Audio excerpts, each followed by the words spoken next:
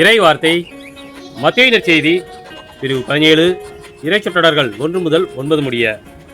இயேசு பேதுருவையும் யாக்கோபையும் அவர் சகோதரரான யோவானையும் ஓர் உயர்ந்த மலைக்கு தனிமையாக கூட்டிக் கொண்டு போனார்.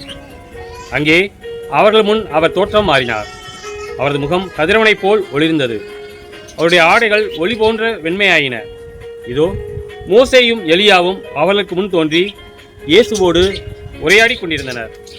பேதுரு இயேசுவை பார்த்து, ஆண்டவரே, நாம் இங்கேயே இருப்பது நல்லது. உமக்கு ஒன்றும் மோசேக்கு ஒன்றும் எலியாவுக்கு ஒன்றுமாக 3 கூடாரங்களை அமைக்கட்டுமா? இது உமக்கு விருப்பமா என்றார்.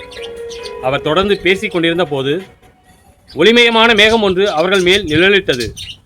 அந்த மேகத்தினின்று, என் அன்பார்ந்த மைந்தர் இவரே, இவர் பொருட்டு நான் பூரிப்படைகிறேன், இவருக்கு செவிசாயுங்கள் என்று ஒரு குரல் ஒலித்தது. அதை கேட்டதும் சீடர்கள் மிகவும் அஞ்சி முகங்குப்புற விழுந்தார்கள். இயேசு அவரிடம் வந்து அவர்களை தொட்டு, எழுந்திருங்கள், அஞ்சாதீர்கள் என்றார். அவர்கள் நிமிர்ந்து பார்த்தபோது இயேசு ஒருவரை தவிர வேறு எவரையும் காணவில்லை. அவர்கள் மலையிலிருந்து இறங்கி வந்தபோது இயேசு, மானிட மகன் இறந்து உயிருடன் எழுப்பப்படும் வரை இக்காட்சியை பற்றி எவருக்கும் சொல்லக்கூடாது என அவர்களுக்கு கட்டளையிட்டார். கிறிஸ்துவின் நற்செய்தி.